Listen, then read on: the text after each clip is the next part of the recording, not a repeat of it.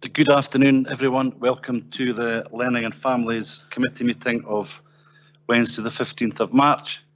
Use the chat function, please, or for members in the chamber if you want to wave. I'm entirely comfortable with that as well. I don't think there's any fire alarms due, so if it goes, it is a fire. Are there any declarations of interest, Danny, please? Apologies, that's what I'm asking you for. Sorry, any apologies? Yes, thank you. Thank you, convener. We don't have a substitute today. We've got Councillor Cuthbert is here substituting for Councillor Colin Stewart, who has submitted his apologies today. Thank you, Danny. And do we have any declarations of interest from members? Of course, not from committee services. All good, thank you. Can we agree the minute of meeting of Learning and Families Committee of 2nd of November? Thank you. Can we agree the minute of the JNCT of 14th June? Thank you. Can we agree the minute of the Children, Young People and Families Partnership of 30th September? Thank you. Can we agree the minute of the JNCT of 20th September 2022? We are getting there. Thank you. Can we agree the minute of meeting of Children, Young People and... Sorry, Liz, I'm rattling through that. Sorry, Councillor Barrett. Is it possible to ask a question about point 8 in the minute of 20th September 2022? Absolutely. It was just about the, I just wanted to ask if what progress is being made on the increasing reporting of incidents of distressed and challenging behaviour and violence or aggression, because we are getting a lot of concern from parents in some schools. I noticed there was a small drop in the 4th term of the last session, and I just wondered if we know yet what the situation is in terms 1 and 2. Thank you, Sheena.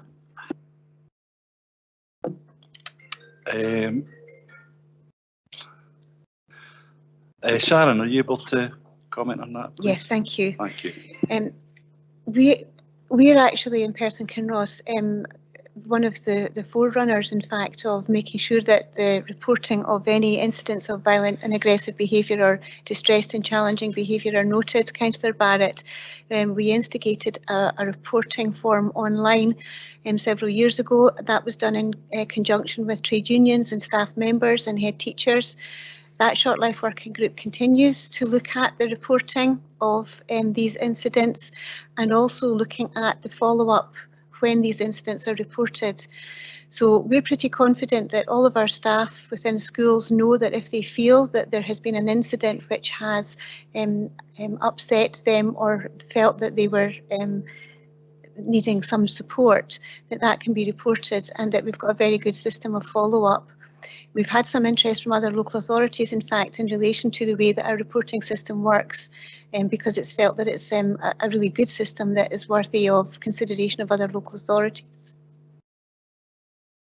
Thank you. Thank you, Sharon. Councillor Cuthbert, I think you had a query as well. Yeah, it's point 4, the verbal update on the diversity survey. I'm not on the Joint Negotiating Committee. I'm not normally on this committee, but I'd be quite interested to see the results of that in terms of the disability. I was wondering if I could be sent a copy of some information on what that is. Absolutely. I did get slightly lost with all the minutes there, but I think if there are no more questions on it, we'll just agree them all if that's acceptable, and move on to item 4. Councillor Shaz, you have a question on the outstanding business statement.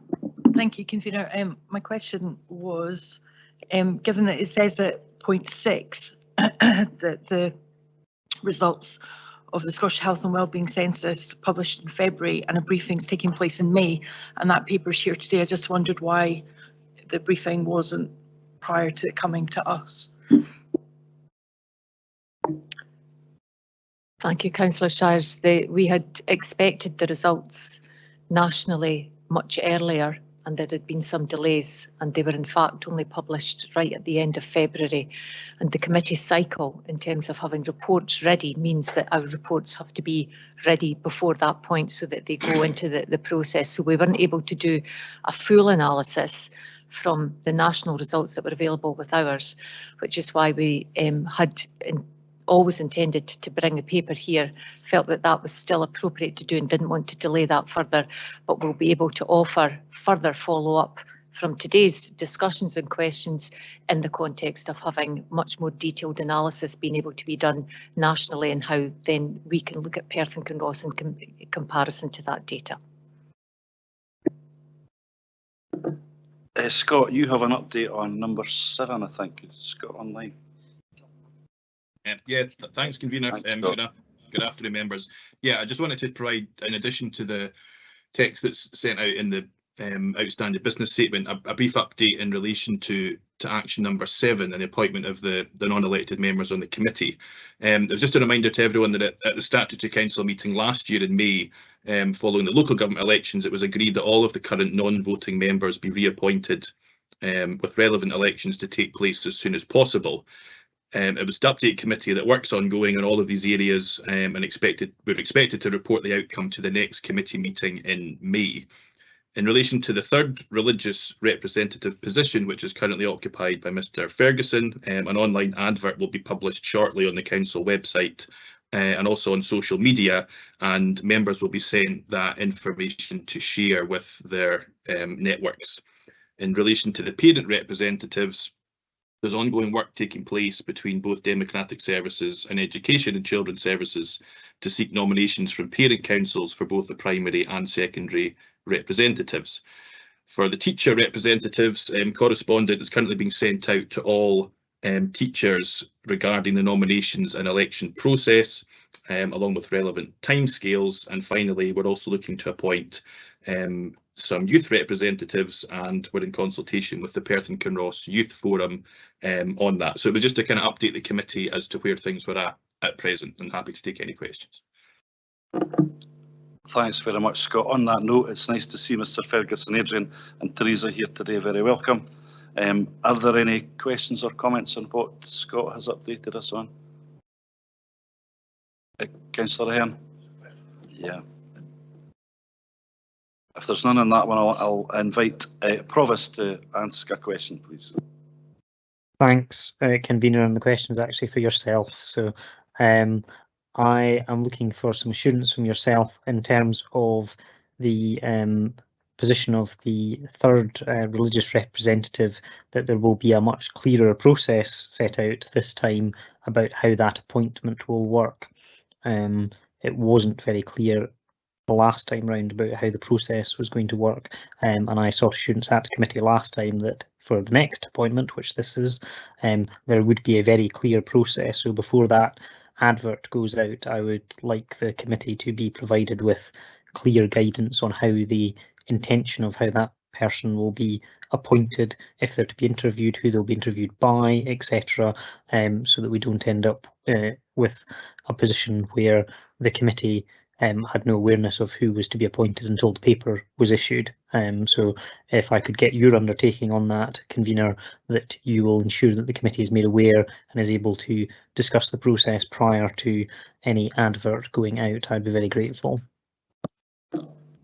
I can give you that assurance, Provost. I'm quite happy to chat your door at some point as well, if that's convenient. Thank you very much. Thank you. We'll move on to paper 5 if there's no more questions, and I'll ask our Executive Director to introduce it. Thank you. Thank you, convener. Reserved places have been operational in Perth and Kinross since 1997, and this routine report is presented annually to committee to seek approval to reserve places within schools which have classes with limited number of spaces. This allows Education and Children's Services to take positive action to try to ensure that pupils moving during the school year can, where possible, still be accommodated in their catchment school by protecting spaces for local children in the catchment areas. The proposed reserved places for 23-24 is a positive and proactive measure based on the planned arrangements for class structures which will be in place from August 2023. The reserved places will continue to be closely monitored and reviewed where necessary. The changes which have been proposed for 23-24 have taken account of head teachers' views, historical and anticipated patterns of migration, and knowledge of planned residential development. This report also informs committee where primary class capacities may have been temporarily maximised during a school session in 22-23 to allow catchment pupils to be admitted. Convener Karen Robertson will be able to take any questions from any member of the committee in relation to this report. Thank you. Thank you, Sheena. Just before I invite questions, Scott, do you want to comment on the third religious rep appointment, I think?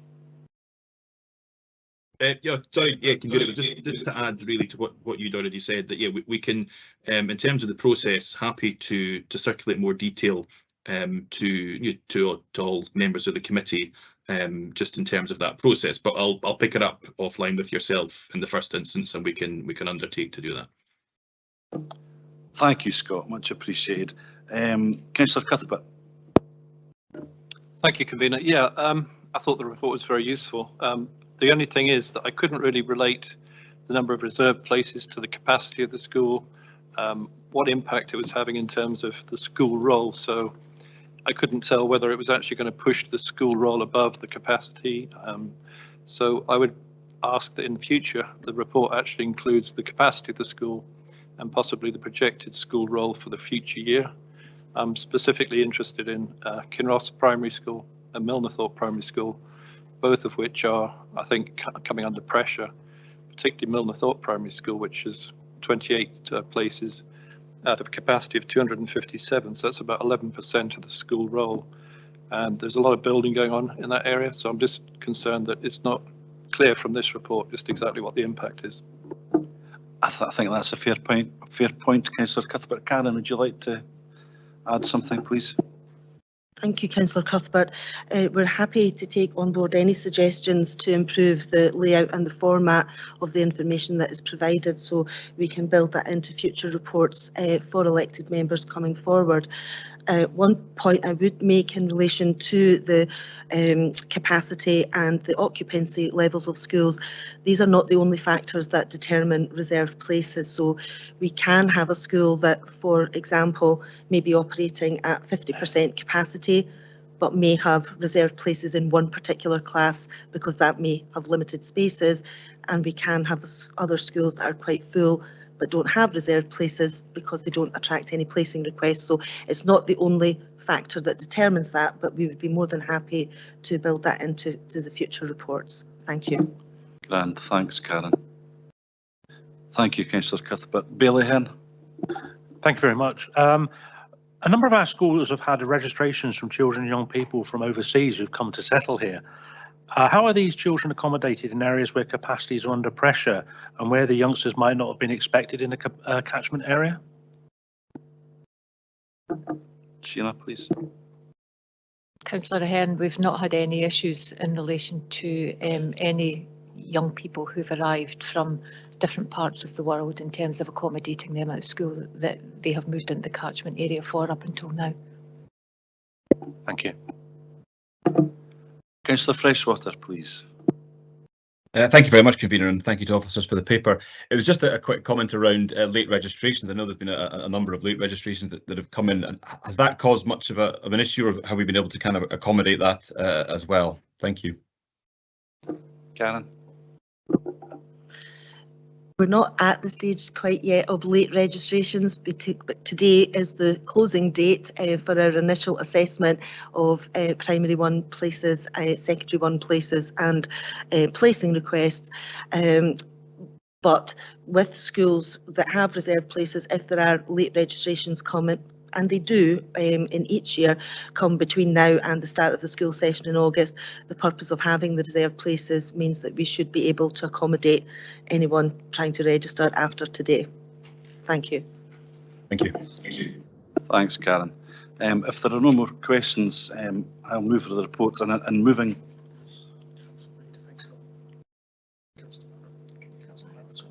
Councillor Barrett, please. Sorry, Liz, I never saw. Thank you, Convener. Just to ask if we had any significant spare capacity of unused reserved places at the end of the academic session. Apologies, Councillor Barrett. My laptop seems to be very slow today. So happy to be waived that, and I know we've got Councillor Reid's now come through as well. Karen, please. Thank you, Councillor Barrett. I wouldn't be able to give you the detail of the number of reserved places that are not used, but I think it is important that, and I think we talked about this previously, that not having reserved places used in this current school session, if we were to give those places away, that means the class moving forward into the new school session starts full or fuller than it does. So the reserved places that are agreed by elected members at committee are in place for the whole of the school session. Thanks again, Karen. Councillor Reid. Thank you, Convener. It's really a follow-on from Councillor Cuthbert. I notice that there are 5 primary schools which have been temporarily maximised. One of them is in my ward of Strathallan, the primary community school of Auchterarder, and I noticed that the Robert Douglas Memorial Primary School is mentioned. Both, there is an awful lot of house building going on throughout the area, and I'm concerned that if certainly Auchterarder is already temporarily maximised, is there a plan in place to increase the long-term capacity of these schools which are stretched at the moment? Karen. Thank you, Councillor Reid. I think it would be important to make committee aware that the maximising capacities is undertaken in schools which may have some classrooms which are physically smaller than the legal maximum class size, and therefore in relation to the community school of Auchterarder, and hopefully to try and provide you with some reassurance, this is a very fluid situation in some of our schools. So, for example, at Community School of Auchterarder, we started the school session with 4 classrooms in the whole of the primary school, which were operating under the maximising capacities. That position as at today is 1 classroom. That could change again, and it could fall away. Over the past 5 years, where we've been reporting this to committee, we have seen schools where that might only be a temporary arrangement for a few months in one school session. It may last 1 or 2 sessions. Community School of Auchterarder throughout that period has required it to some degree over that period of time. But the actual occupancy of the school and Community School of Auchterarder is operating well within the capacity of the building. So that's not an indicator that the school is about to breach capacity. It just means that there is a classroom that may, using the 2 metre square metric, only permit maybe 27 or 28 children in a class, where the legal maximum class size may be 30 or 33, and that would allow, in particular circumstances, perhaps for 1 or 2 more children to go in and still be within the capacity of the school and within the legal maximum class size. Thank you, Karen. I don't know if that gives you any solace, Councillor Reid. If I could maybe follow up. Yeah, absolutely. Yeah. Thanks, Karen. Yeah, I mean, I hear what you say, Karen. I think the concern of a lot of us is that there is an awful lot of house building going on throughout Perth and Kinross, and certainly if a school is at capacity, I take it the 1.7 square metres is exclusively related to classroom size, and not to other facilities within the school. So is there a national standard for facilities to be available within a school? Karen. Thank you, Councillor Reid. Yes, there are national standards. I wouldn't be able to talk in specific detail in relation to that. That would be my colleague Brian Reid could provide that to you. But the 1.7 metre square, which is I suppose a midway point between what the government sets as the minimum, which is 1.5, and what we're currently operating, which is 2 metre square, applies only to classrooms. But there are standards set out within the national guidance about other spaces within schools that need to be provided, whether that's toilets, GP space, hall space, dining facilities. That is all within the national standards of what needs to be provided based on the number of pupils attending. Thanks, Karen. Sheena, please. Councillor Reid, if it's helpful, then what we're very happy to do at a point after committee is talk you through in a bit more detail the actual capacity size of each of the classrooms in Community School of Auchterarder, because as Karen said, different schools have classrooms of different sizes depending on when the school was built. They won't all be uniform, and therefore as different classes move through schools, there'll be some large classes won't be able to be accommodated in some of the smaller classrooms and so on. So if that was helpful, we are happy to do that and happy to talk you through the metrics that are standard by Scottish Government standards around communal spaces, gym halls, dining halls, that kind of things. But these of course apply to new builds particularly, but we also have workarounds in terms of other schools that may not have been built in the recent past. So we'd be very happy to do that and also show you how we factor in projected future house building in different areas into our monitoring, which is regular, of capacities in all of our schools. Thank you, Sheena. Thank you very much, Sheena. Sorry, Convener, for jumping in. I do not want to be seen to being parochial, but I will take you up on the offer of specifically Auchterarder, but I'm not wanting to be parochial. No worries, Councillor Reid. Thank you very much for the questions. If there are no more questions, I don't think there is this time, in moving the report, I just want to thank Karen and her team. This is a complicated, big, important, difficult exercise. My experience of the last 6 years is always done really diligently. So thank you, Karen. And I will ask Councillor Carr to formally second the paper, please. I'll second the paper. Thank you. Any comments? If there are no more comments, sorry, still not come through, but go for it anyway. Time delay between here and there. Thank you, Convener. I think on behalf of our group, we'd like to second your comments, particularly the work that Karen Robertson does. She's got an encyclopedic knowledge of this area, which is very beneficial and particularly helpful when it comes to the appeals process, when it's all very clearly laid out for everybody to understand. Thank you. Here, here. Can we agree? Councillor Barrett, you have a comment as well. Sorry, it's still not come up, just for the record, so it might be better just to leave it me as the meeting goes on. Thank you, Convener. I also wanted to add our thanks to Karen for all the work by her and her team, and also the very helpful support that she provides on appeals processes and actual appeals. It's very much appreciated. Thank you. Thank you, Councillor Barrett. I'm going to look at everybody this time just before I ask if we can agree the paper. If there are no more comments, can we agree the paper, please? Thank you. We move on to paper 6, which is the policy and guidelines for admissions to nursery classes and early childhood centres, also to be introduced by our Executive Director. Thank you. Thank you once again, Convener. This report is required due to amended legislation with regard to deferred entry to primary one being implemented for the start of the school session in August 2023. It outlines to elected members the requirement for changes to the current Perth and Kinross Council early learning and childcare policy and guidelines for admission to nursery classes and early childhood centres. In light of the new legislation, there will no longer be a need for a deferred entry process, as all children who have a birthday between the start of school commencement date in August and the end of December will now automatically be entitled to an additional year of funded ELC. A report connected to nursery admissions would normally be presented at a January Learning and Families Committee, but as a result of there not being one in 2023, then the PKC procedures have already been changed to meet the demands of the amended legislation. Therefore, it is recommended that the committee notes the changes required to the current ELC policy and guidance for admission to nursery as set out within the report.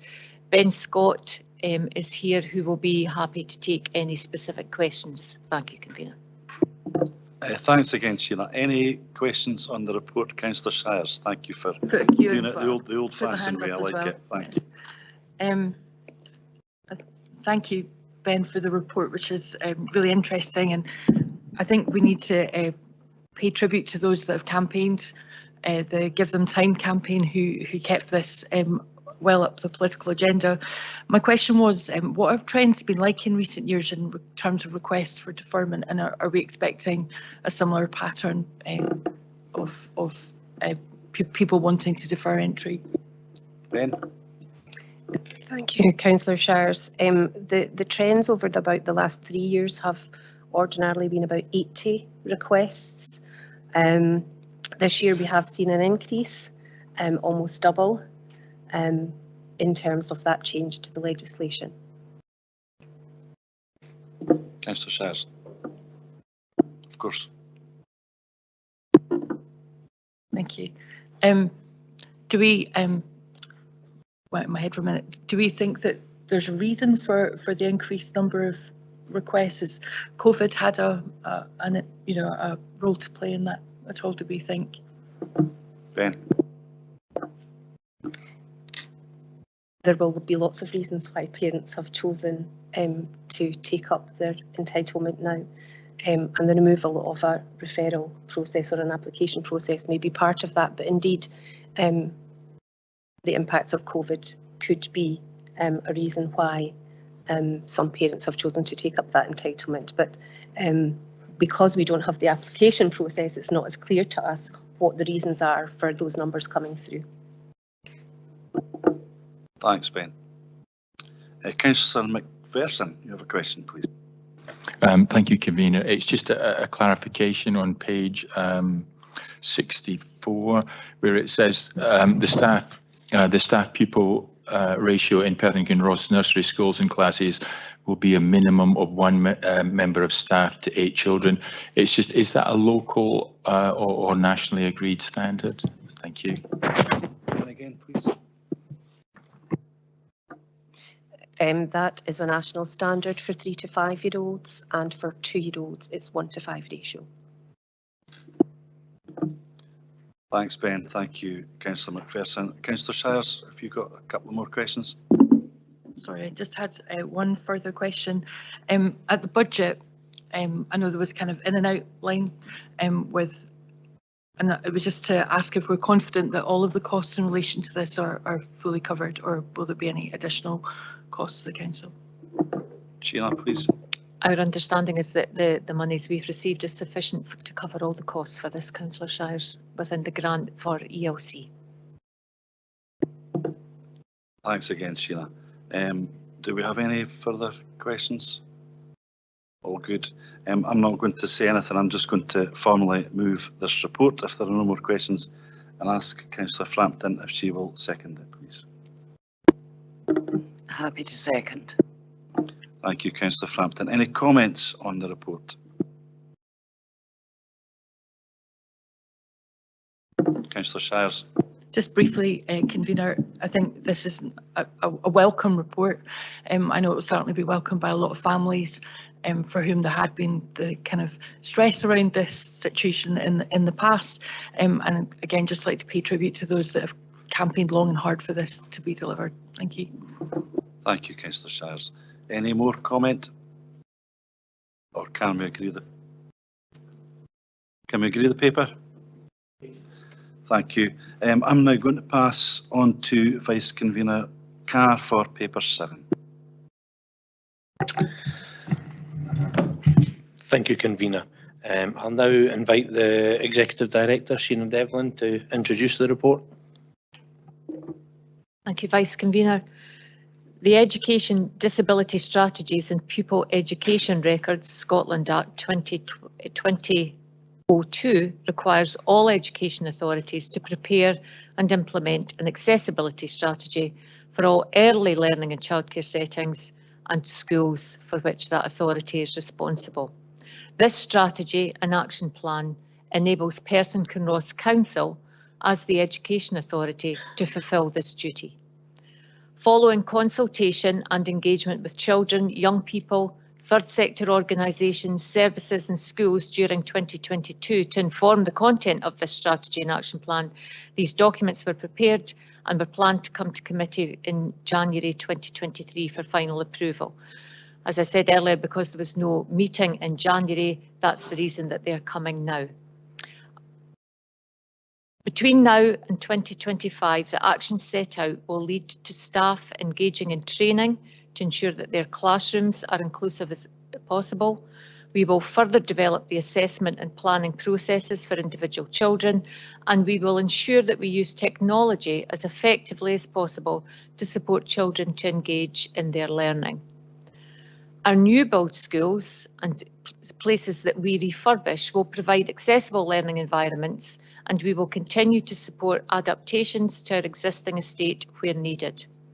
Most importantly, we will work with property colleagues to ensure that the learning estate strategy for future years fully reflects the needs of our existing and future children and young people with additional support needs or a disability. Engagement of our children, young people and their parents to undertake and evaluate this work will be key, and therefore the service continues to develop an inclusion ambassadors network in partnership with Children in Scotland and our Additional Support Needs Parents Forum, in conjunction with all of our schools and third sector partners, beg your pardon, to support this activity. We will welcome any questions or comments in due course, and Fiona Mackay and Sharon Johnson are here to take any questions in relation to this particular paper. Thank you, Vice Convener. Thank you, Sheena. I see that there's a question from Bailey Ahern. Thank you very much. And this was an excellent paper. As you're well aware of my interest in additional support needs, that's where the questions are going to be. But I'll just start off by saying that I was in the Riverside School on Friday and had a look around the additional support needs area in there, and what a fantastic job that's been done there. Everything apart for that school is amazing. I think it's the forward design for schools moving forward, but the additional support area has been thought out very, very well. So my question is on the existing estate. And I just wonder how many of our schools that have young people, especially with neurodevelopmental disorders such as autism, ADHD, etc., do not have facilities that children are able to have a breakout area and get away from the mainstream classes into a more conducive area for them to learn. And if any of our schools don't meet that standard and don't have the facilities to be able to expand, because I know a couple of schools have an issue with the existing estate not able to add on a classroom or to find an area in that school to provide an area like that, how are they going to cope?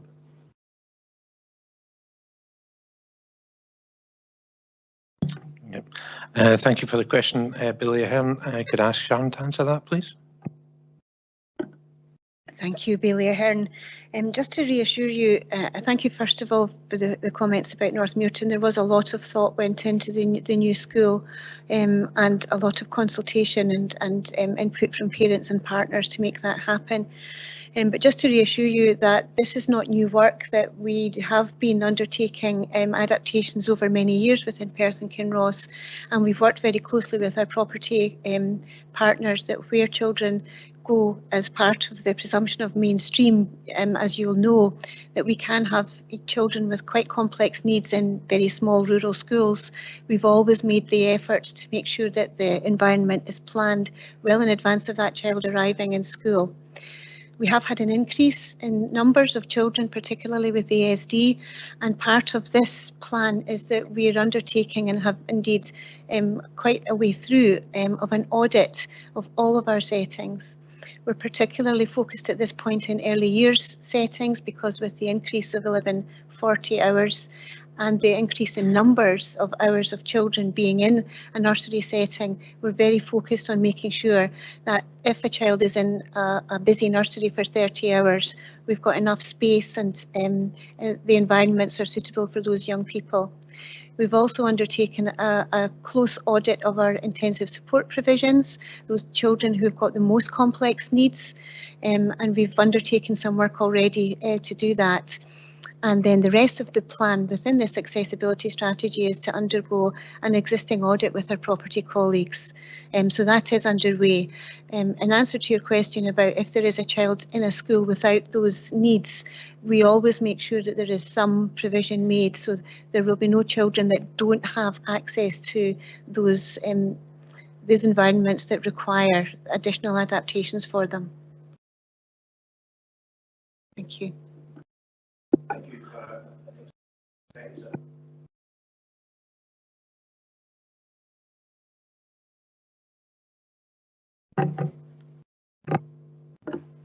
Thank you, Vice Convener. Yes, I've recently been approached by two parents with children with additional support needs. They both reported that they've been put onto a communication block, i.e. they can't communicate with the school.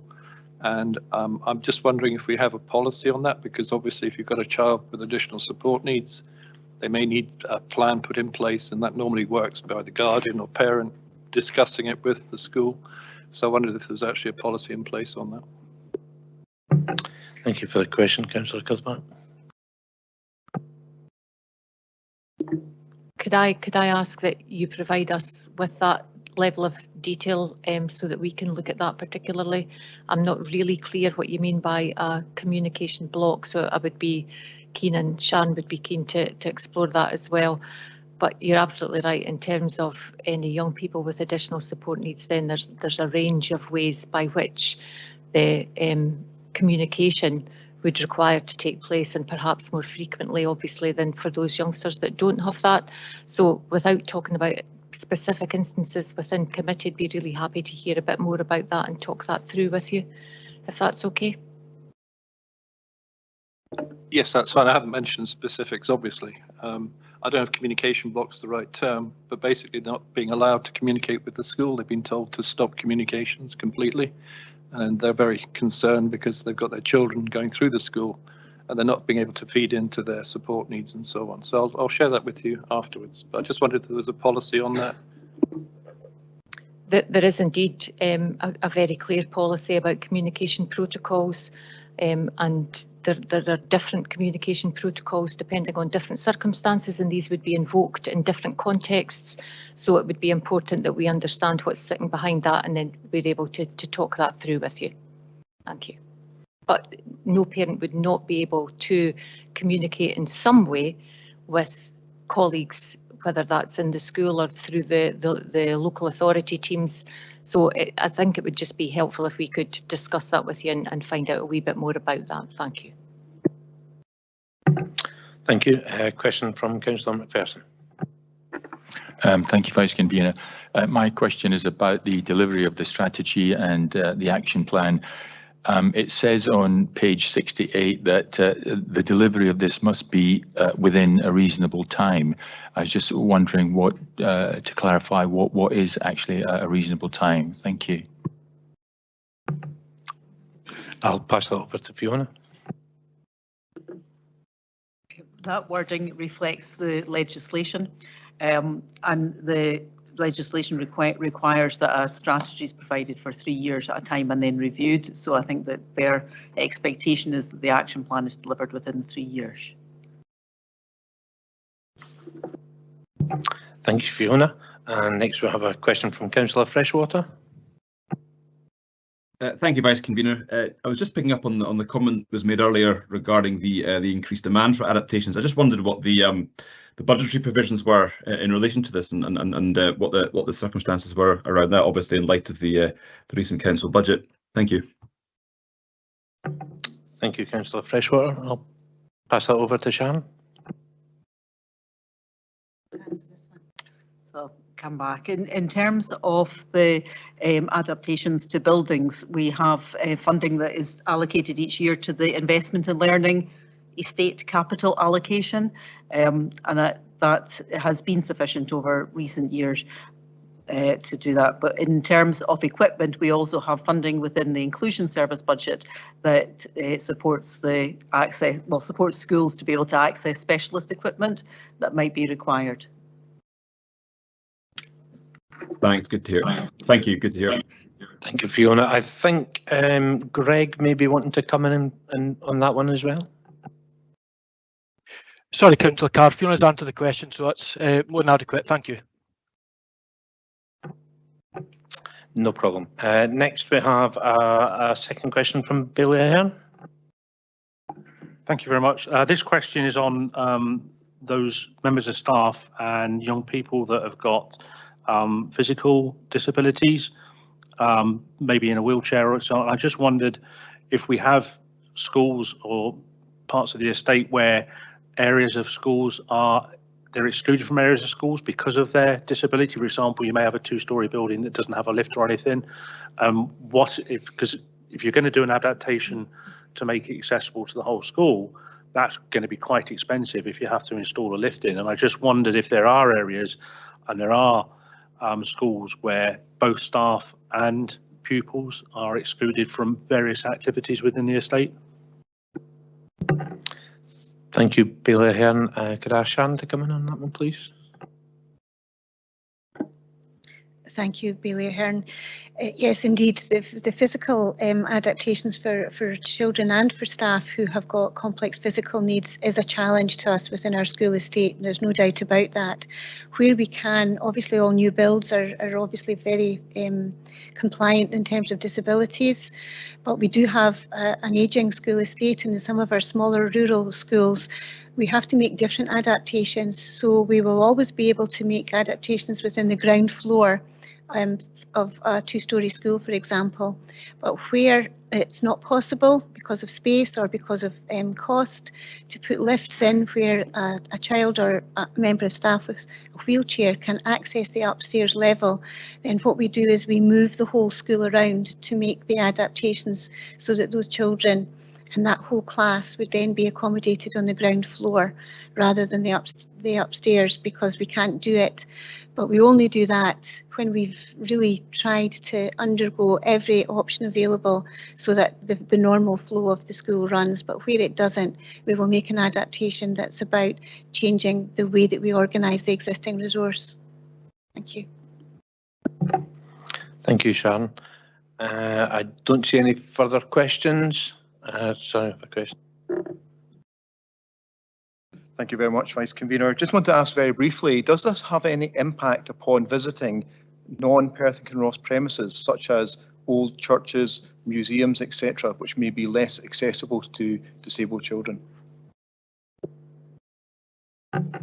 If you can come back in that, Sharon. Yes, this duty doesn't just lie with education authorities, it lies with councils and all other public bodies as well. So every organisation is required to pay due regard to the adaptations that are required to ensure that adults with disabilities are accommodated. So what we're reporting on here is the education authority's duties, but they are duties attached to all council services and all public bodies. Thank you, Sharon. I don't see any further questions, so I'm going to move this paper. The accessibility strategy and action plan is very welcome. It's clear that it will support the early learning and childcare settings within schools as we strive to continue making improvements in equalities and equity. It is recommended that the Learning and Families Committee approves this strategy and action plan, that the approved plan is submitted to Perth and Kinross Council for noting, and it requests that the Executive Director reviews the implementation of the plan annually with a view to providing a progress report to committee by 2025. Can I ask the convener to second this, please? Apologies, I was worried everyone. Yes, happy to formally second it. Sorry if I skipped. Thank you. I'll now invite comments on this. Yes, Liz. Mine's is working, but thanks for the wave anyway.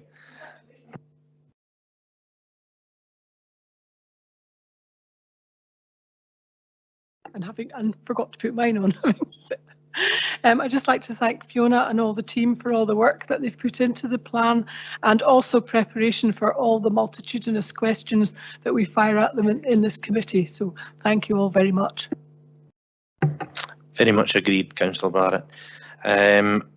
With no further comments, can we agree the paper? Thank you. I'll now pass you over to Vice Convener Frampton for paper 8, the corporate parenting update.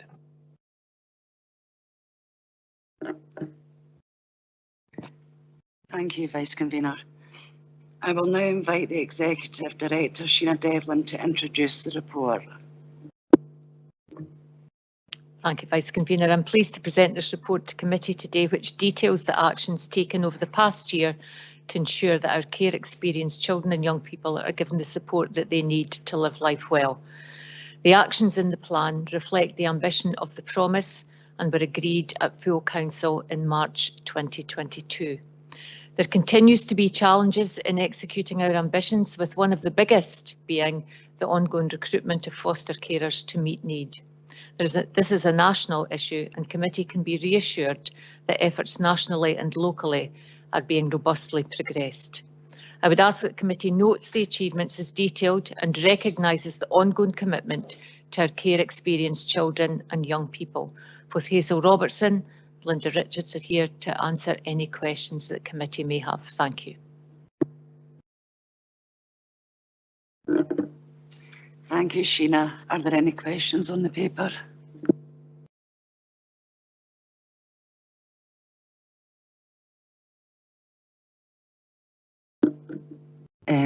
Councillor Shires.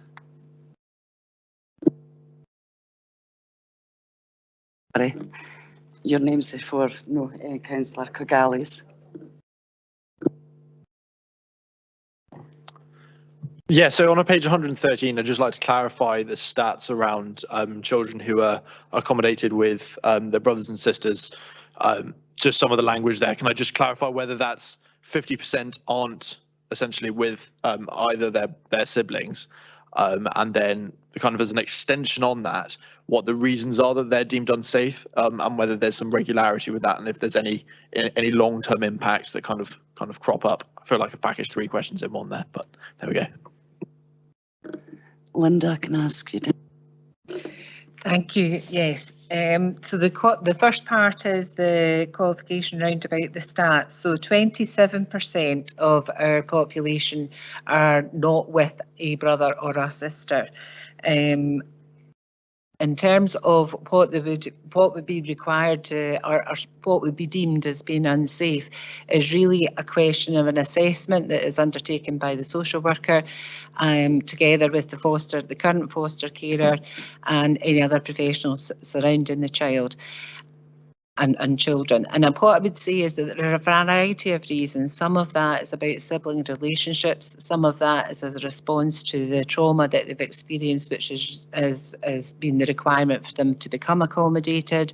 Some of that is about individual needs and what a carer can manage in the capacity of a particular situation. So it's quite complicated to say what would be the one reason that would be considered to be unsafe.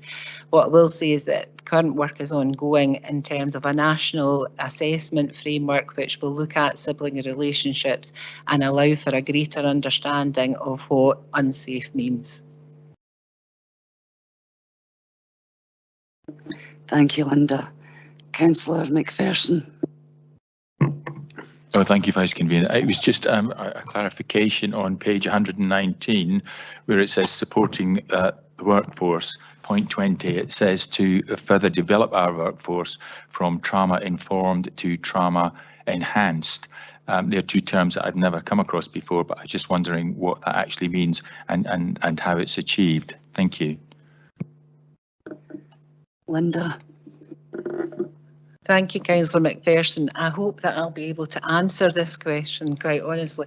Trauma-informed means that staff have an understanding of what the impact of a child or young person's trauma has on their behaviour and therefore their emotional well-being. Trauma enhanced is really about then giving staff the skills in which to mitigate the impact of that trauma and helping the people that are surrounding the child or young person to understand and develop strategies and approaches which enables their emotional well-being to be improved. So it's about training. Yes, yes. Thank you, Linda. I'm not seeing any more. Oh, is there? Right, Councillor Barrett. Thank you, Vice Convener. I'd just like to make a plea that I've made before to Education and Children's Services in reports. Please, could we have a list of acronyms? There are actually, it's a short report, but even in the very short number of pages in this report, there are acronyms, some of which aren't defined at all. I had to go back and look for FYI again, which I know appears 6 times and it is defined at the beginning, but I couldn't remember. And there are others I say that aren't defined at all. So please think about that one for outside readers. Thank you. Apologies, Councillor Barrett. We do tend to try and do that, and we've omitted to do that on this occasion, but we will endeavour to make sure that's in place with the further updates. Thank you.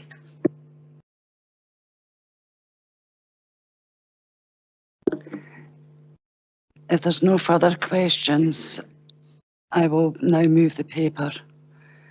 I'm delighted to move this report to you, which highlights the support corporate parenting parents in Perth and Kinross offer our care experienced children and young people. The actions within the plan have been previously agreed at Council and were written in collaboration with our young people. The actions reflect the recommendations from the Independent Care Review and the Promise Plan 21 to 24. Our care experienced children and young people can often face many adversities throughout their childhood, but have shown and told us with the right support at the right time they can and will succeed. We as corporate parents should acknowledge these achievements and continue to ensure that our care experienced children and young people receive the support they need at the right time and reaffirm our commitment to keep the promise. Can I ask the convener to second the paper? Thank you, Vice Convener. And seconding the paper, I just want to make 2 or 3 very brief recognitions, not least Hazel and Linda's team, who do some quite genuinely unbelievable work in this field. Is appreciated. I also want to recognise continued cross-party support for the promise, which is really important. Thirdly, I want to recognise Councillor Frampton's work in this regard. She has really thrown herself into and embraced the families bit of learning and families, and for my part it's appreciated, and I would like to formally second the report. I'll now invite any comments. Councillor Shires. Thank you, Vice Convener, and in echoing the convener's comments, I welcome the opportunity to second your motion to full council, and I think it was right and proper that we did bring that to the full body of all the 40 councillors covering the whole of Perth and Kinross, because this is an issue that affects every part of the council area. On the comments that Councillor Barrett made, I just wonder if there might be an opportunity to show the Fun Young Individuals, FYI, the film that was made a couple of years ago, which won't have got old at all, and the issues that were raised in that would maybe be useful for a wee reminder to elected members. And around the language, I listened to the Children's Commissioner on the radio yesterday, and he fell right down the rabbit hole of using the language. He's usually very good, but you know, the stuff around scaffolding and various other phrases, they're not very meaningful to the wider public. And actually, we, you know, in our efforts to find employment for some of our, you know, care experienced young people, etc., the language that is used around this is really important. And I thought if even Bruce didn't get it quite as on the spot as he normally does yesterday, it's just a reminder to all of us about making sure that we speak about our care experienced young people and our corporate parenting in a language that is easily understood. Thank you.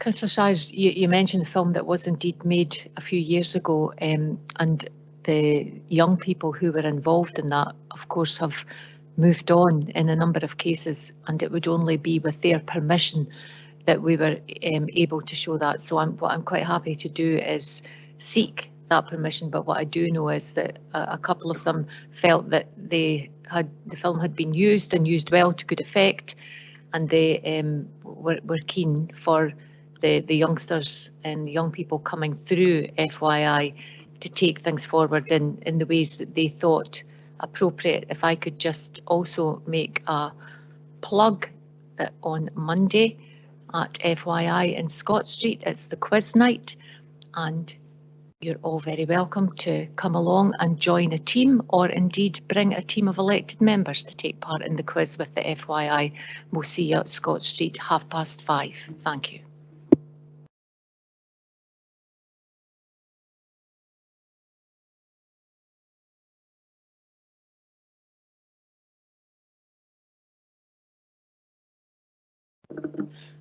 Thank you. I'm not seeing any further comments in the box. So with no further comments, can we agree the paper? I will now pass back to the convener. Thank you very much, Vice Convener. I think this is a rare occasion where I'm delighted to say that our group meeting will go on beyond 5:30 on Monday. Unfortunately, I don't normally say that, but I appreciate the kind offer anyway. And we'll move on to paper 9, which is the Scottish Government Health and Wellbeing Census. And again, I would invite our Executive Director to introduce it. Thank you very much, Convener. The Scottish Government designed the Health and Wellbeing Census with input from a variety of stakeholders for completion across schools in academic year 2021-22. Perth and Kinross was one of the local authorities to undertake the survey in our schools, and return from local authorities who participated have now been analysed and reported on nationally. Young people from primary 5 through to secondary 6 who took part gave their views on a wide range of topics, all of which were appropriate to their age, providing information that will help us best plan to meet their needs in the future. Initial comparisons with figures published by the Scottish Government just 2 weeks ago indicate that Perth and Kinross figures are broadly similar in most cases to the overall data for the participating local authorities. The publication of this report is one part of the process of making best use of the extensive data collected directly from children and young people in this exercise.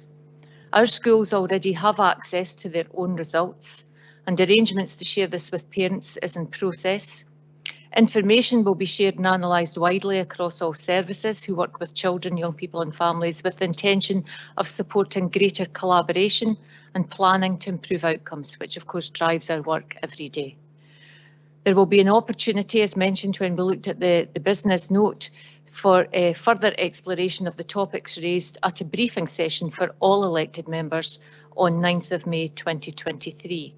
Convener, there are a number of officers here who will be able to answer questions from committee today, questions whether they relate to the survey itself, the process by which the survey was undertaken, and indeed the outcomes as they've been analysed so far. So we have Paul Davidson available, we've got Fiona Mackay, Sharon Johnson, Susie Turner and myself. Thank you. Thanks again, Sheena. Councillor Kogali, if you've got 4 questions, I'll get you to ask one first, please, and then come to you, Caroline. Councillor Shires, I should say. Yeah, so absolutely. On page 130, the report references slight concern about the variation in terms of the self-reported bullying stats compared to what was getting officially reported.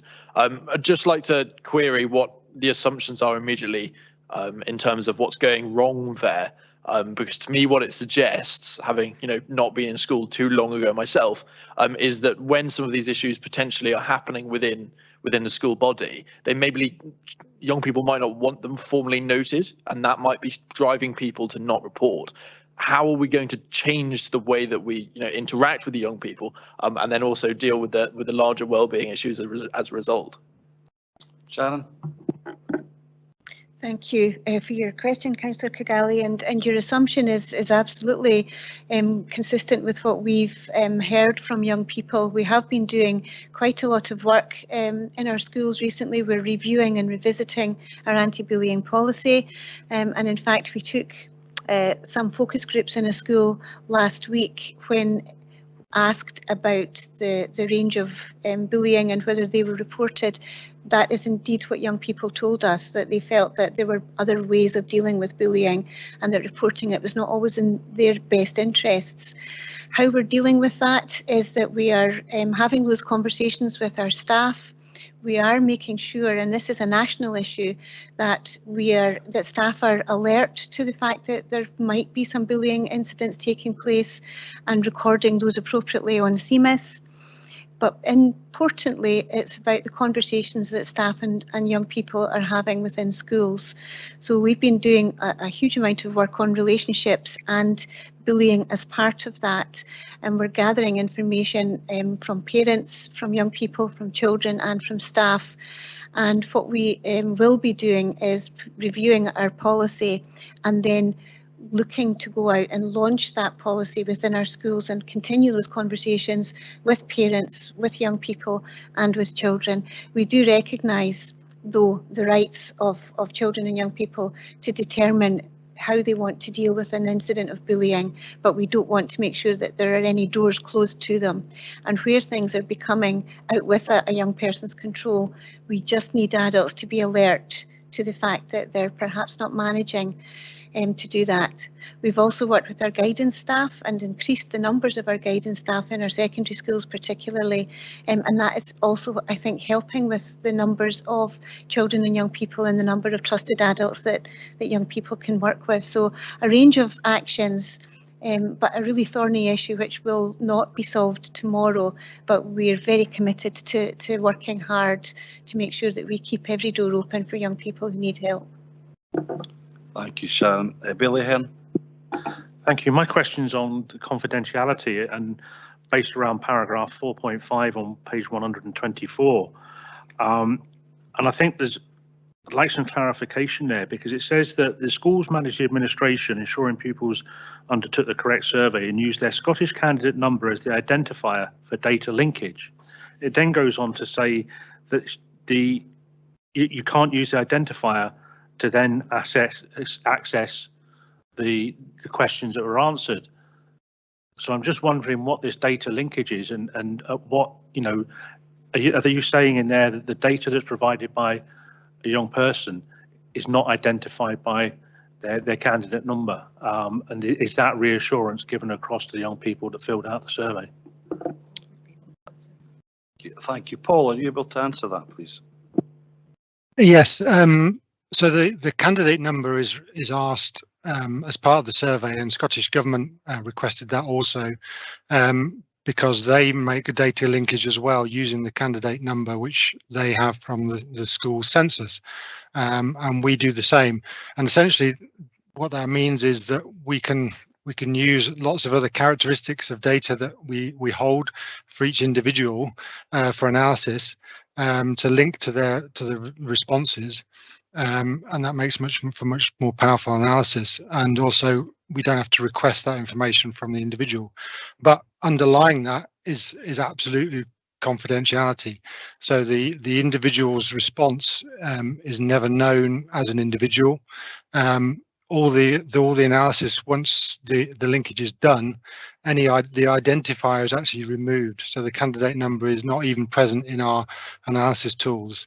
And not that anybody could get to see that anyway, but it's actually physically removed. So there's no way to identify individuals in terms of their responses, and that reassurance is given to the young people when they start the survey, and also in terms of the guidance that staff are provided to give them before they do that. So I hope that gives the reassurance that you're seeking. Yes, thank you. Yeah. Thanks, Paul. Councillor Shires. Thank you, Convener.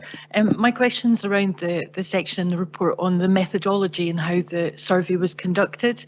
Can I ask what learnings, clumsy word, but you know what I mean, they've been around all of this in terms of how young children and young people actually sat down and completed the survey. I know anecdotally from young people I've taken the opportunity to discuss this with, that some of them felt that they would have preferred the conditions to have been more private, to have had more space and time to actually sit and perhaps we won't know, time will tell if this is done on a regular basis, but to know whether that skewed any of the results, and what kind of margins of error there might be around that, given those concerns. Thanks, Councillor Shires. I think it's, as always, important to learn lessons, certainly. But Paul, are you able to come in on that one again, please? Yeah, and I'd agree with Councillor Shires. It's a very good point, because you could argue that it's not such a controlled environment for responses. And when you do that across one school, all the PKC schools, and then all the way across all 16 authority schools, you'll see the variability that's introduced there. But the bottom line is that young people are given the opportunity to interact with the questions, to answer their questions alone on a device which they're provided with. But beyond that, we have little control essentially in terms of how the school assists us centrally to deliver the census. But having said that, I think there's definitely some learning, and if we repeat the process, we'd want to revisit that and ensure some certainty in how that's delivered. And also there's other factors in terms of time of day, time of year, days of the week, which may influence individuals, the way they're feeling about certain things. And overall, we would hope that would all balance out and that the results are still valid. But improvements could be had in terms of making that consistent. So I would agree with that's an important point, Councillor Shires. Thank you, Paul. Councillor Barrett, please, your first question. Thank you, Convener. Thank you very much to Paul and everyone who's been involved in the report and analysing and summarising the census results for Perth and Kinross and identifying the actions that are appropriate for us. I've been looking at section 5.5, where it's concerning that Perth and Kinross's score is lower than the census average for mental health and well-being for section for S4, and particularly it notes concerns about the emotional difficulties of secondary school girls, including satisfaction with body image and not feeling listened to. There doesn't seem to be any specific action to focus on them apart from commissioning a pilot dance project, and I just wondered what further action is being taken for this cohort. Thank you. Susie, please. Thank you. Thank you, Councillor Barrett. Ever since the pandemic, we've had a particular focus on how we respond. That's around anxiety, around self-harm, around suicide prevention, and looking at the continuum of supports in our schools, including our crisis work.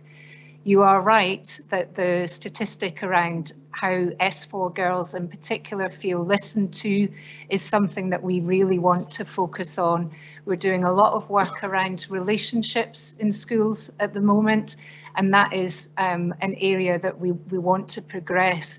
I think it's going to be really important that we take the time to speak with some of our S4 girls to understand this area a bit better so that we know we can get the improvement actions right. There are a number of existing improvement actions, but in that particular respect, that's something we want to look at in more detail with our young people.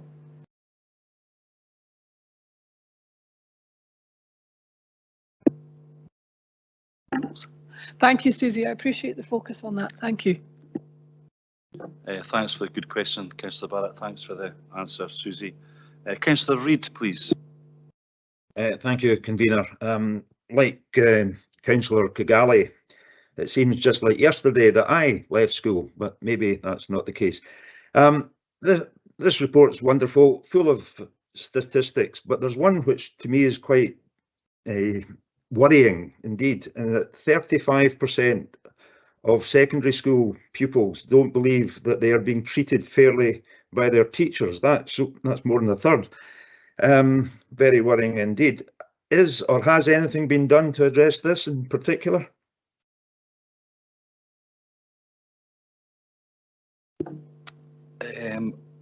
I don't mean this to be too flippant, but I quite often when I was at school didn't think I was being treated fairly. I probably was most of the time. Fiona, please. Sorry, I'm having a look there to see can I find the statistics. Sorry, is that working? I think that's one that we would need to go and have a look at a little bit more carefully. to see where we are. But in terms of relationships, and I think Susie spoke earlier about the work that we are doing to support improving relationships within schools, I think that is something that crosses over the whole school community, because there can be times when there's just dissatisfaction that spills over from a number of different things that might be happening. So I think it is an area that we're keen that we look to improving respect and relationships across the whole school community, and we'll be focusing in on that over the next year. Thanks, Fiona. Thanks, Councillor Reid. It's certainly an important issue. Can I have second question from Sorry, so yeah, come back in, Councillor Reid. I'm not sure that it was about relationships. I'm just sure I was just more about the fact that they're not being treated fairly by their teachers rather than relationships. I think Fiona's referring to the relationships, obviously, between pupil and teacher, and the sense that some young people, as you've outlined, report that they don't feel that they are being treated fairly. That kind of thing needs a bit closer analysis to understand why that might be the case, what the situations are where they don't feel that they've been treated fairly, Councillor Reid. So it is something that is directly connected to relationships, but not pupil to pupil, but rather pupil to staff relationships, and that's certainly something we would want to look into in a bit more detail. Thank you. Thanks, Sheila. Second question, Councillor Kigali, please. Yes, so on page 165, it suggests so 19% of secondary school pupils are essentially engaged in care in some way. Does that square with the numbers that we've got from elsewhere in the council and in terms of our knowledge base of the community? And then also, are we sure that 20% are all getting the support that they need? Because again, it's quite a large proportion of the school base. Fiona, please. Yes, we work closely with the young carers, which are part of PCAVs, to support our young carers, and we have been actively working across schools over the last 2 years to look to ensure that we have as many young carers identified as wish to be identified. I think it's important to say that some young carers choose not to feel that they have a label. So our numbers of young carers has increased over that time, and we work closely, as I was saying, with PCAVs to ensure that they are supported both within and out with school. Thank you, Fiona. Councillor McPherson, do you have a question, please? Oh, thank you, Convener. My question relates to page 127. Where it says that 80% of primary and 65% of secondary state that they have an adult to talk to at the school if they're worried about something. I notice that other statements in the report specifically refer to teachers, and I'm just wondering, in this sense, does adult mean a teacher, or are there other adults within the school that have a supportive role, like counsellors or a pastoral care responsibility? Thank you. You're absolutely correct, Councillor McPherson. When we're talking about other adults, it would be other people who undertake the kind of roles that you've described that may well be the people that young people have identified as being someone that they feel most comfortable talking to and know that they've got a pair of, somebody to go to, somebody who'll listen to them, somebody who is trusted for them. So it needn't just be teachers. There's a wide range of staff, as you would know, employed in our schools, and it could be any one of those. It might, sorry, I should have said, it might even be colleagues from other services who work intermittently in schools who might also be that adult that they've identified. Thanks, Councillor McPherson. Thank you, Sheena. Councillor Barrett, can we have your second question, please? Thank you, Convener. Looking at section 5.9 on relationships and sexual health, I see that in 5.9.2, an NSPCC group for young males around healthy relationships, which is in its early stages, will also be supported. Can you tell us the timescale for that, please? Fiona, please. We're actively working with the NSPCC at the moment. They're attending one of our meetings with the deputy head teachers for support later this month. So over the next, well, the remainder of this year and next academic year, we would hope to be taking that forward. Sheena. You raise a really interesting point, Councillor Barrett, because one of the things that we've been very keen to think about in Perth and Kinross, and Sharon and I had discussions with colleagues from some third sector organisations about this, that a lot of the focus is on women and girls, about how they keep themselves safe. And we wanted equally a focus on helping educate young men about their behaviour and their attitudes as well, so that we've got the twin track approach happening in Perth and Kinross, which I think is a little bit different to what's happened in some other places across Scotland. So we're really keen to see how this actually pans out, and would be happy to update you as to how this work progresses in the future. That'd be great. Thank you, Sheena. Thanks, Sheena. Councillor Kigali, do you have 2 questions left? I'll have Councillor Shires first, then, if that's okay. My weird sense of order doesn't allow 2 questions in a row somehow. So if you'd had 2, I would have had you first, and then Karen, and come back to you. But Councillor Shires, please. Thank you, Convener. My question's a more general one, and that is, now that we've got this information and evidence, and given that Dundee and Angus councils also participated in the survey, how will this information be used across the Tayside Regional Improvement Collaborative? And the second part to this question, which I'm going to wind up into, and further to that, how will the information be woven through the work that's done by the Anti-Poverty Task Force and into the corporate plan? And another little add-on to that, and will these areas for action be met with financial budgetary contributions to address them? Because I can see that in order to meaningfully address a lot of the stuff that we've now got evidence, which was probably, you know, areas that the Executive Director and others suspected would be the case, but you've now got the evidence. So how is that all going to be tied together? Yeah, thank you. Thank you for 2 or 3 good questions. You have upset my sense of order now that there's been more than one in a row, but you know, good questions nonetheless. Sharon, I think maybe for the first bit, would that be right? And then Sheena, if you can come in later, please. Thank you. Okay, I hope I can remember them all, Councillor Shires. In relation to the first one about, well, summary of next steps, really, the first thing that we need to do is to have a look at our own PKC data. And as the Executive Director said, the national data came out 2 weeks ago. And so we're really keen to have a much closer look at that to see, you know, where we stand in relation to the national data. We will also do that with our Tayside Regional Improvement Collaborative colleagues. But in the first instance, what we will do is we'll look at our own health and wellbeing strategy, and some of the actions that we know from our own data will go into that. We actually have a meeting planned with our Regional Improvement Collaborative colleagues within the next couple of weeks to talk through our education priorities.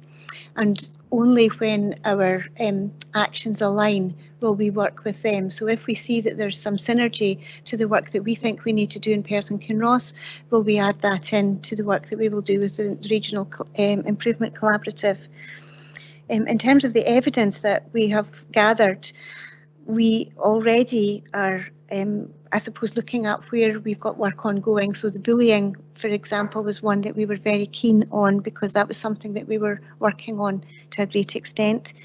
The relationships, sexual health and parenthood, we're looking at that in relation to what's coming down the track on a national guidance level. And then of course mental health and suicide prevention has been the biggest focus for us. And so therefore we are really focusing very much in on that mental health aspect, because we know already that the evidence within our schools is that we really need to put as much effort into that as possible. But the most immediate action that is coming through for us is, and you've heard this lots today, is about relationships and behaviour. And certainly what we know is that the relationships and behaviours within our schools, and indeed out with school and beyond into our communities, is a cause for concern, and that is something that we'll be focusing very much on. So we need to take time to look at that from a local authority perspective to provide that strategic planning for our schools. Our schools are doing that individually within their own context and discussing that with their parent bodies and their young people. And in terms of any collaborations that we do beyond that with our TRIC, it will depend very much on the evidence that's come through from Dundee and Angus, and where there are similar work, we will do that. And I would have to say that Susie, principal psychologist, is already working across the TRIC in relation to mental health, counselling in schools, and we're obviously sharing the very good work that we've done here on suicide prevention with our other local authorities. I hope I've answered your questions, but if not, I'll maybe get picked up. And to continue that, as well as the education piece of work that Sharon articulated that we're undertaking in relation to our colleagues across the TRIC councillor shires, we're at the point in time where we are required to produce our statutory integrated children's services plan. And as you know, we've been doing that since 2016 on a Tayside basis, and that plan has to be developed based on data and evidence. And so the 3 local authorities will be using the responses and the data and evidence that we have from this health and wellbeing census to identify what are the priorities that by taking them forward together in collaboration, we could add the greatest value to those developments. So it need not be all of them, because there will be different responses and different results in different areas, but where is there an area that by coming together we can add the greatest value? So that's one example, in addition to what Sharon has said about the education focus. But you're absolutely right, for me this is a community planning partnership piece of information, and so one of the actions following on from bringing the report here today to committee, as well as the briefing for members, will be to take this to the CPP so that all partners are aware of the responses, so that there can be serious consideration of what are the respective roles and indeed responsibilities and accountabilities of the various partners, and that this is not just something for education or just for children's services, but actually this is a public health agenda as well, and therefore we need sign up and support from all of our partners to be able to help realise improved outcomes in relation to the results of this survey. Thank you. Thank you, Sheila. Councillor Kigali, please. So potentially slightly covered by that last answer, but my question was on the sexual health aspect. There's some quite encouraging stuff in there, so especially in regards to the ability to say no. That's better than I expected, possibly pessimistic from me, but that looks good. Obviously more concerning would be the use of something like a condom. That's basically 50-50. That suggests to me that something needs to change in regards to the way that we deal with sex ed, and I was wondering whether there's any actual concrete plans for a proper review of that, because the sound that I got from earlier in the paper, and I may be reading it wrong, was that it's just part of the ongoing process that we always do, but this suggests to me that there's something more material needs to change, and I was wondering whether that's going to happen. Councillor Kigali, we continually review policies such as our relationships and sexual health policy, so they don't stand static and don't move on, because although we've participated in this survey, we do use other means to find information out from children and young people. The value really of participating in a survey this size is that if there needs to be a change nationally to policy direction or to guidance or indeed to resources, then there's information here that can help shape some of that. But I think the work that we've undertaken in terms of the ongoing review, for example, of the review in sexual health policy would be where something like that would come in, but also my comments around the CPP partners all need to be made aware of what the results are here, so that we can identify are there particular roles for particular partners in particular areas. And you're absolutely right, if we've got young people telling us that in terms of their sexual activity that they don't always take appropriate protection, then there's something there that we would need to be doing to help improve that statistic, without a shadow of a doubt. Thank you, Sheila. I think the last question, Councillor Cuthbert first, please, anyway. Thank you, Convener. Yeah, it's to do with 5.7 on page 130 and on page 163 to do with the bullying. When my son was at primary school, he came to me and said he'd been bullied. I went to see the head teacher and was told there was no bullying in the school. I thought that the things had changed, if you like, but I was quite shocked to see that in primary schools there are only 30 recorded incidents of bullying. Now, bullying's the natural thing, it happens in the background. I think the statistics here prove that quite clearly, where 42% of children have said they were bullied. 74% of those have said they've reported it. What I'm really asking is, can we please move to a point where any instance of bullying is recorded? It's not seen as something that's negative for the school, it's a natural background thing that happens with children, and actually move to the point where we're actually identifying how big the problem is so we can assess it and then find a solution to it. But ignoring it just isn't a good idea. Absolutely. Bullying is a terrible thing. There is absolutely no question about that. Sharon, would you like to come in on this, please? Yes, thank you, Councillor Cuthbert. Yeah, that's an interesting statement. There is no such thing, or there's no bullying in our school, and that is not something that we would certainly acknowledge in Perth and Kinross. We recognise that relationships in children and young people, and in particular primary schools, are problematic at times. So that is a concern, the recording of bullying in primary schools. It's a concern nationally. We have worked very hard in Perth and Kinross and in national terms to improve the recording of bullying, to define very clearly for staff what we mean when we are talking about a recording of a bullying incident.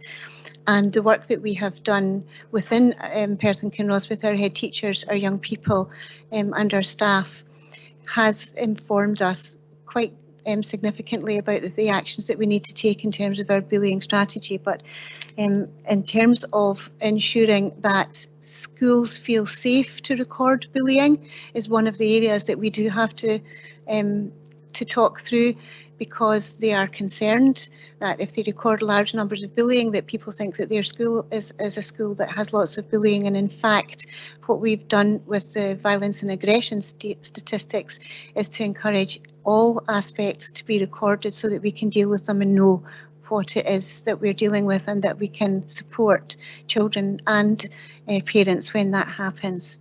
So take your point, absolutely. We are looking at that as part of our bullying strategy, and we would expect, and we do review every school's recording of bullying to make sure that there's a conversation to be had about how that's done in every single case. Thank you. Go for it, Dave. Just to quickly come back and say, I look forward to next year's report to see the numbers going up of reported cases in primary schools. Thank you. Bailey Hearn, please. Thank you very much, and this is probably appropriate as the last question in the list. We've had some very experienced officers here, from the executive director down, who've worked at all different levels of education.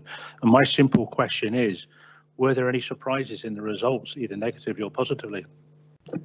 Actually, I think Councillor Welsh has a question to come, but that would have been a great final question. Thank you, Bailey Hearn.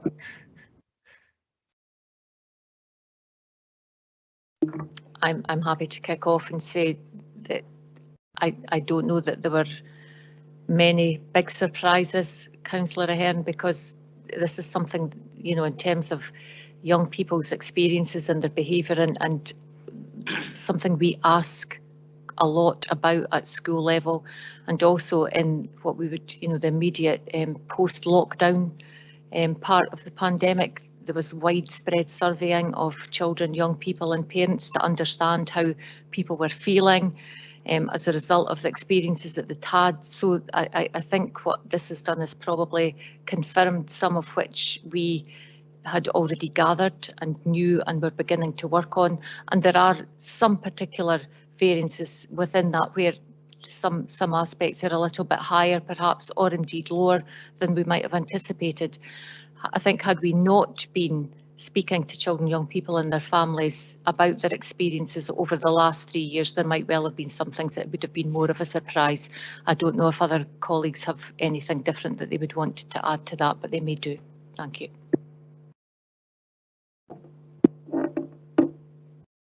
Yeah, I think under 5.5.1 we have highlighted that the increase in perceived hyperactivity, again particularly amongst girls, is something that is of interest and concern to us, and is again something that we want to try and better understand.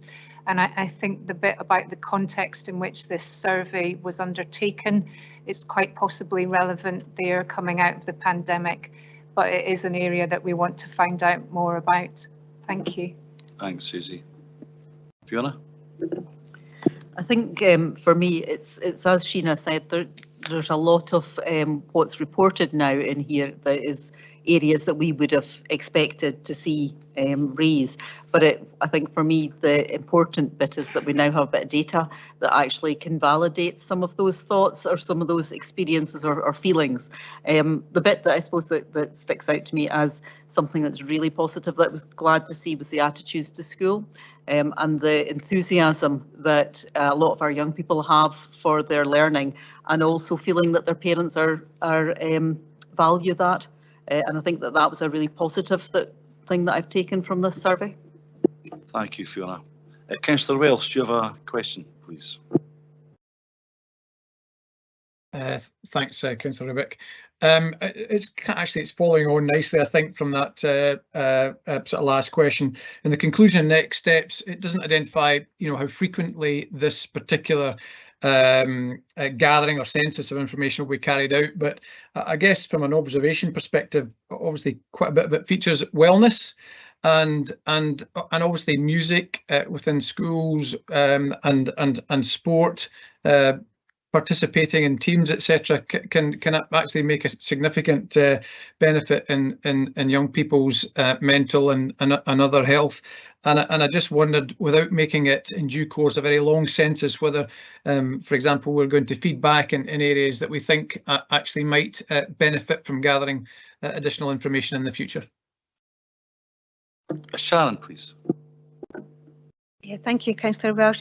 It does say that we do plan to revisit some of these aspects of the survey, and there's some examples of ways that we might do that. Some of the sections we might want to visit on an annual basis, some on a biannual basis, and some on a triannual basis. Once we've had a look at the national survey and have had time to consider this as a team, that's what we would be considering.